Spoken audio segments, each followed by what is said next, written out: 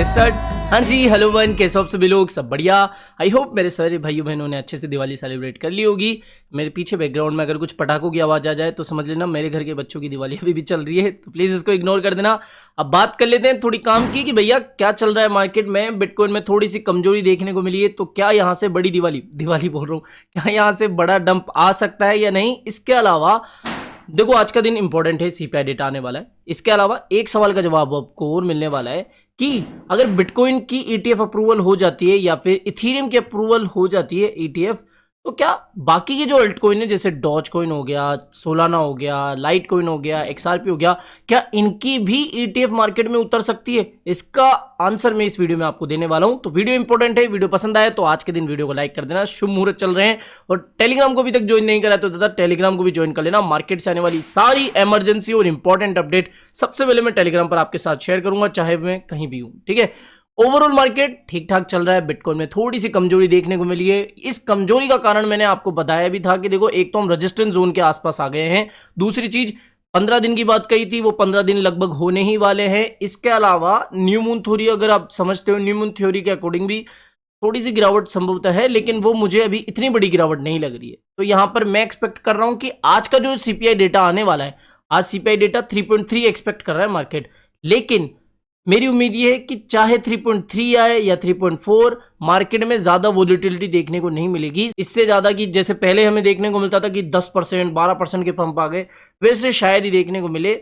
और एक और बात, अगर ये डेटा नेगेटिव आता है यानी कि ज्यादा आता है, तो मार्केट समझ लो आप कहीं ना कहीं करेक्शन के और ज्यादा चांसेस बनाएगा। इसके अलावा अगर ये डेटा पॉजिटिव आता है यानी कि 3.3 से भी कम आता है, तो फिर कह सकते हैं कि रेजिस्टेंस जोन के अंदर थोड़ा सा और घुसेंगे, यानी कि 38 39 40 के आसपास बिटकॉइन जा सकता है। ठीक है, तो बस यही बात है। लेकिन अगर 3.3 आया तो जैसा हमें पहले भी देखने को मिला है कि मार्केट एक्सपेक्टेशन के अकॉर्डिंग अगर सीपीआई डेटा आता है तो कोई ज्यादा बड़ा मूव हमें उस दिन देखने को नहीं मिलता। तो सीपीआई डेटा की जो सिंपल सी बात थी, सिंपल सी गणित थी, वो मैंने आपको बता दिया कि 3.3 अभी मार्केट एक्सपेक्ट कर रहा है। इससे ऊपर आया यानी कि 3.4 तो भी ज्यादा कोई बड़ा मूव नहीं आएगा। इससे कम भी आया 3.2 तो भी कोई इतना बड़ा मूव नहीं आएगा। ज्यादा आना चाहिए यानी कि लगभग 3-4 पॉइंट ज्यादा, ठीक है, तब तो हम कुछ मान सकते हैं। अच्छा, एक और चीज मैं जैसा आपको कह रहा था कि इथेरियम के अलावा बाकी के जो अल्ट कॉइन है, क्योंकि इथेरियम की जो स्पॉट ईटीएफ है उसकी बात तो हमें पता लग गई कि हाँ, कि ये भी कहीं ना कहीं अप्रूव हो सकती है, आज नहीं तो कल। तो क्या बाकी के जो अल्ट कॉइन से, जो फेमस और अच्छे अल्ट कॉइन से, उनकी ईटीएफ आ सकती है? एक अपडेट आपको बताना चाहूंगा।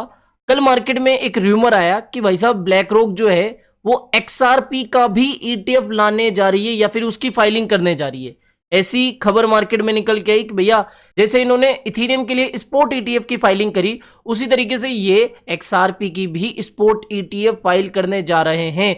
और इस खबर के बाद में यहां पर आप देख सकते हो कि 18% का पंप एंड डंप एक्सआरपी में देखने को मिला। सीधी और सिंपल सी गणित की बात देखो, एक्सआरपी की कोई भी अभी स्पॉट ईटीएफ फाइलिंग की ऑफिशियली अपडेट नहीं आई है। ये सरासर फेक अपडेट है। यहां तक कि अभी अगर आपको मैं इस केस से जुड़ी हुई अपडेट दूं, यानी कि आपको पता होगा कि एक्सआरपी और एसएससी इन दोनों के बीच में ही काफी विवाद चल रहा है बहुत लंबे समय से। जो एसएससी है वो एक्सआरपी को सिक्योरिटी कैटेगरी के अंदर डाल रही है, लेकिन यहां पर एक अपडेट निकल के आई है कि इनका जो ये लॉ सूट या फिर ये जो चल रहा था मामला, उससे जुड़ी हुई खबर ये कि जज साहब ने ये सुनवाई करी है कि भाई साहब आप ब्रीफिंग लाओ, आप जो भी उपाय है इस केस को सोल्व करने के वो ढूंढो। तो यहां पर जो ऑर्डर है वो बेसिकली यही दिया गया है कि भैया डिस्कवरी रेमेडीज और ब्रीफिंग के ऊपर आप थोड़ा सा ध्यान रहो। 2024 के अंदर फिर से इनकी जो सुनवाई होगी उसके अंदर ये हमें कुछ चीजें देखने को मिलेगी।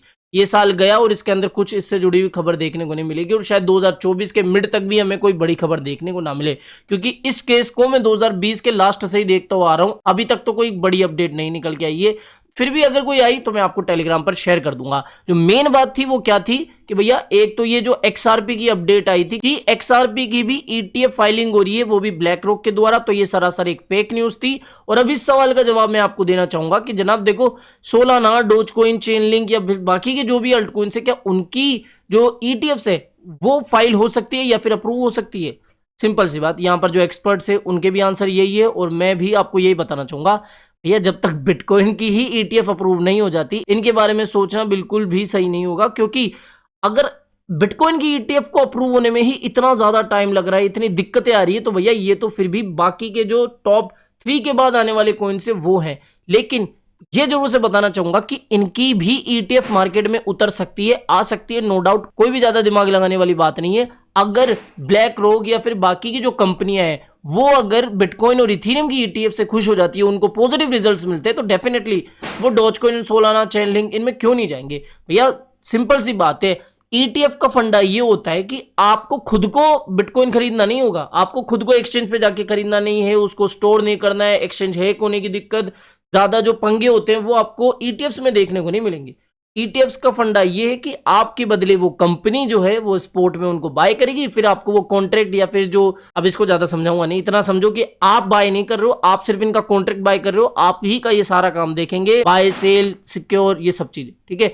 तो यहाँ पर पॉसिबिलिटी ये भी है कि अगर बिटकॉइन और इथेरियम की ईटीएफ अच्छे से अप्रूव हो जाती है और इसके बाद में उनको पॉजिटिव रिजल्ट्स मिलते हैं, तो डेफिनेटली बाकी की अपडेट्स भी हमें देखने को मिलेगी कि चेनलिंक का आ गया, सोलाना का आ गया, मीम कॉइन में डॉज कॉइन, शिबा इनू का ईटीएफ आ गया, तो ये कोई बहुत बड़ी बात नहीं है, इंपॉसिबल बात नहीं है। तो सिंपल सा आंसर क्या था कि पहली चीज कि भैया बिटकॉइन में थोड़ी सी आज हमें नजर रखनी है, कमजोरी तो देखने को मिल ही रही है, तो इसके अंदर कोई ट्रेड नहीं बनता है। दूसरी बात सीपीआई डेटा का क्या था, तीसरी बात फेक अपडेट थी एक्सआरपी की, और चौथी बात ये कि भैया हाँ बाकी के अल्टकॉइन की भी ईटीएफ मार्केट में उतर सकती है, लेकिन अभी नहीं उतरेगी जब तक कि इनको इथेरियम और बिटकॉइन की ईटीएफ से अच्छे रिजल्ट्स नहीं मिलते, ठीक है। बाकी तो देखो ऐसी कोई काम की अपडेट आज मुझे मिली नहीं, जो मेन बात थी वो मैंने बिल्कुल इन शॉर्ट, बहुत शॉर्टली आपको समझाई।